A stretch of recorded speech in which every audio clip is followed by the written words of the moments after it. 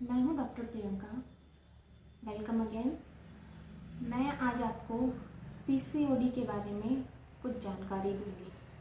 PCOD क्या होता है, पीसीओडी क्यों होता है और इसके कारण, लक्षण और कुछ होम्योपैथिक ट्रीटमेंट, इसके बारे में हम आज इस वीडियो में बात करने वाले हैं। तो आइए मैं आज आपको बताती हूँ कि पीसीओडी क्या होता है। पीसीओडी का मतलब होता है polycystic ovarian disease. Polycystic ovarian disease ज़्यादातर यंग गर्ल्स में होती है और ये महिलाओं की रिप्रोडक्टिव एज में होती है। मतलब जब तक उनका मासिक चालू रहता है, ये उसी रिप्रोडक्टिव समय में महिलाओं को इस प्रॉब्लम से ग्रसित होना पड़ता है। तो पीसीओडी क्या होता है? जनरली महिलाओं में एक यूट्रस होता है, बच्चादानी, 2 ओवरीज होती है। तो ओवरीज का काम होता है अंडा तैयार करना, अंडा बनाना। उसे हम अंडाशय भी कहते हैं। गर्भाशय और ऊपर 2 अंडाशय। तो अंडाशय में हर मंथ छोटे छोटे फॉलिकल्स बनते हैं और फिर वो 14वें 15वें दिन मैच्योर होते हैं, ओवर रिलीज करते हैं, अंडा बना के तैयार कर देते हैं। तो जब वो फर्टिलाइज हो जाता है तो वुमेन प्रेग्नेंट हो जाती है, और अगर फर्टिलाइज नहीं होता है तो 14वें दिन 2 हफ्ते बाद उसका मेंसेस आ जाता है। यही मासिक चक्र हर महीने चलता रहता है। लेकिन किन्हीं महिलाओं में क्या होता है कि 14वें 15वें दिन ये अंडा रिलीज नहीं हो पाता। जो फॉलिकल होते हैं वो छोटे छोटे फॉलिकल मैच्योर तो हो जाते हैं, लेकिन वो ओवर नहीं, अंडा बन के रिलीज नहीं हो पाते और वो वहीं ग्रो करने लगते हैं और एक की जगह बहुत सारे फॉलिकल्स बन जाते हैं। और ये क्यों होता है? जब महिलाओं का हार्मोनल इम्बैलेंस होता है। ल्यूटिनाइजिंग हार्मोन एक हार्मोन होता है महिलाओं में जो कि इसको मैच्योर करने में सहायता करता है। लेकिन ल्यूटिनाइजिंग हार्मोन जितनी मात्रा में बनना होता है उससे कहीं ज़्यादा मात्रा में बनना शुरू हो जाता है और ओवरी के पास ही एंड्रोजन नाम का छोटा सा हार्मोन बहुत कम मात्रा में होता है, जो कि मेल हार्मोन होता है, जो कि पुरुषों में ज़्यादा पाया जाता है। तो जब एलएच बहुत ज़्यादा बढ़ने लगता है, महिलाओं में हार्मोनल असंतुलन हो जाता है, तो एंड्रोजन हार्मोन पीसीओडी में बहुत अधिक मात्रा में पनपने लगता है, बनने लगता है। तो उससे हम महिलाओं को बहुत ज़्यादा फेशियल ग्रोथ, हेयर ग्रोथ हो जाती, फेशियल हेयर ग्रोथ हो जाती है, हर्सुटिज्म जिसको हम कहते हैं, कि चेहरे पे बाल आना, अनचाही जगहों पर बाल आना, जैसे चेहरे पे, कमर पे, पेट पे, हाथ पाँव में ज़्यादा बाल आना। ये मेल हार्मोन होता है जो कि महिलाओं में बहुत ज़्यादा इसमें बढ़ोतरी हो जाती है पीसीओडी में। तो हार्मोन के असंतुलन से पीसीओडी होता है। अब ये जो छोटे छोटे फॉलिकल हैं वो जब मैच्योर होके फूट नहीं पाता अंडा, तो वो वहीं सिस्ट का रूप ले लेते हैं। तो इसे हम कहते हैं पॉलीसिस्टिक ओवेरियन डिसीज। पॉली मतलब बहुत सारे, सिस्ट ओवरी के अंदर। तो अब जानते हैं कि इसके कॉज क्या होता है, मतलब क्यों हो जाता है ये। ज़्यादातर आजकल कॉपरेटिव क्षेत्र में, जैसे आप सीडेंटरी लाइफ जीते हैं, बैठकर काम करते हैं, लैक ऑफ एक्सरसाइज, आप एक्सरसाइज बिल्कुल नहीं करते अपने जीवन में, एक्सपोजर टू टॉक्सिन्स, मतलब यंग गर्ल्स सिगरेट और शराब का सेवन करती हैं, लेट नाइट जागना, poor life style, poor dietary habits, बहुत रात तक जागना, टीवी देखना, या फिर रात को ज़्यादा काम करना, प्रॉपर नींद ना हो पाना, और प्रोसेस्ड फूड खाना, जंक फूड खाना, घर का बना संतुलित आहार नहीं खाना, ये सब कारणों से पीसीओडी का शिकार यंग गर्ल्स हो जाती हैं। अब हम आते हैं इसके सिम्टम्स पे, किसमें क्या क्या सिम्टम्स आते हैं। पीसीओडी में फर्स्ट सिम्टम, जो बहुत ही मेन सिम्टम है, वो है इरेगुलर मेंसेस। जहां आपका महीना 28 से 30 दिन पर आ जाना चाहिए। पीसीओडी में आपका महीना 45 दिन या 2 महीने या 3 महीने, कहीं कहीं 6 महीने भी स्किप हो जाता है कभी, और आता भी है तो बहुत ज़्यादा हैवी ब्लीडिंग के साथ आता है, बहुत ज़्यादा डिस्मेनोरिया आपको होता है, बहुत ज़्यादा बैकएक होगा, एंग्जाइटी होगी, चिड़चिड़ापन होगा।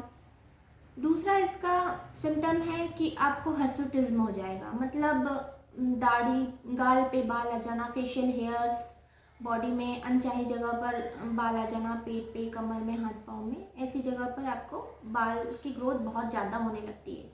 यहीं सर के बाल झड़ना शुरू हो जाते हैं, लेकिन बॉडी के हेयर्स की ग्रोथ होती है। तीसरा इसका है सिम्टम कि इंसुलिन मेटाबॉलिज्म में डिस्टर्ब हो जाता है। तो जो शुगर फैट के साथ मिलकर आपका वज़न बढ़ाने लगता है, शुगर जो है वो फैट के साथ मिलकर आपका वज़न बढ़ाने लगता है, इंसुलिन मेटाबॉलिज्म डिस्टर्ब हो जाता है। आपका चौथा इसका सिम्टम है, मेन सिम्टम, ये बहुत बड़ा सिम्टम है जो कि आजकल बहुत ज़्यादा इससे लोग ग्रसित रहते हैं। लेडीज़ जब एडल्ट एज में कंसीव करना चाहती है, जब आप प्रेग्नेंट होना चाहती हैं, तब आप प्रेग्नेंट नहीं हो पाते। क्यों नहीं हो पाते? क्योंकि अंडा ही नहीं बना पा रही है ओवरी, तो फिर प्रेगनेंसी कैसे कंसीव होगी? तो इसका सबसे बड़ा एक डिमेरिट होता है, ये सबसे बड़ा एक समस्या उत्पन्न हो जाती है कि आप कंसीव नहीं कर पाते, आप बेबी प्लान नहीं कर पाते। तो ये थी थोड़ी जानकारी पीसीओडी के बारे में। मैंने बहुत ही सरल भाषा में समझाने की कोशिश की है। आशा करती हूँ कि आपको ये समझ आ गया होगा कि पीसीओडी क्या है। अब चलते हैं इसकी ट्रीटमेंट पर। तो होम्योपैथी में इसका क्या ट्रीटमेंट है? क्या होम्योपैथी में इसका ट्रीटमेंट संभव है? तो जी हाँ, होम्योपैथी में इसका ट्रीटमेंट संभव है। होम्योपैथी में आपको सर्जरी की तरफ जाना नहीं पड़ता है कि आप ओवरी को सर्जिकली निकाल दें, ऐसा कुछ नहीं आपको सिचुएशन फेस करनी पड़ती है। होम्योपैथी में आप कई ऐसी मेडिसिन हैं जिससे कि आपकी सिस्ट घुल जाती है और आपका प्रॉपर जो प्रोसेस है, मासिक चक्र है, वो चलने लगता है। तो पहली मेडिसिन मैं आपको बताऊंगी अशोका क्यू। ये हम यूट्राइन टॉनिक के रूप में देते हैं। यूट्रस को स्ट्रेंथनिंग प्रोवाइड करती है। ये आपके इरेगुलर पीरियड्स को रेगुलर कर देती है। इसकी 10 से 15 बूंद हम देते हैं आधे कप पानी में। जैसे भी आपके डॉक्टर्स आपको देते हैं, हम लोग इसको 10 से 15 बूंद दिन में 2 बार देते हैं और कई डॉक्टर्स इसे अपने हिसाब से देते हैं। तो मेरा यही सलाह रहेगी कि जो भी मेडिसिन मैं आपको अभी बता रही हूँ वो आप प्रिस्क्राइब कर ही लें, डॉक्टर से प्रिस्क्राइब करवा कर ही लें। दूसरी मेडिसिन है सीपिया। सीपिया हम उन्हें देते हैं जो कि डार्क कॉम्प्लेक्शन की वुमेन्स रहती हैं, और इसलिए भी सीपिया देते हैं क्योंकि सीपिया मेंसेस लाने में कई हद तक बहुत ही सहायक होती है। जिन वुमेन्स को मेंसेस नहीं आ पाता, तो सीपिया हम उन्हें देते हैं। एक मेडिसिन होती है पल्साटीला, सीपिया को पल्साटीला के साथ मिलाकर देते हैं। जो कि डार्क कॉम्प्लेक्शन की वुमेन्स होती हैं उन्हें हम सीपिया देते हैं। जिनको बहुत हैवी ब्लीडिंग की हिस्ट्री रहती है उन्हें हम सीपिया देते हैं। अगली मेडिसिन है पल्साटीला।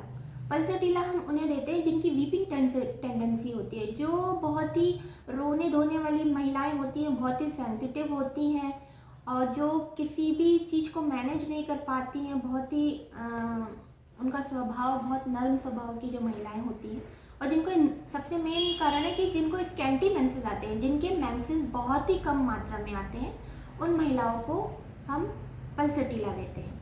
अच्छा, जिनके मेंसेस 3 महीने या 4 महीने स्किप हो जाते हैं, उन महिलाओं को हम पल्साटीला प्लस सीपिया दोनों मिक्स करके देते हैं 200 की पावर में, आधे कप पानी में, 10 बूंद सुबह 10 बूंद शाम। कुछ दिनों तक ये लेने से आपके मेंसेस 7 से 8 दिन में आ जाते हैं।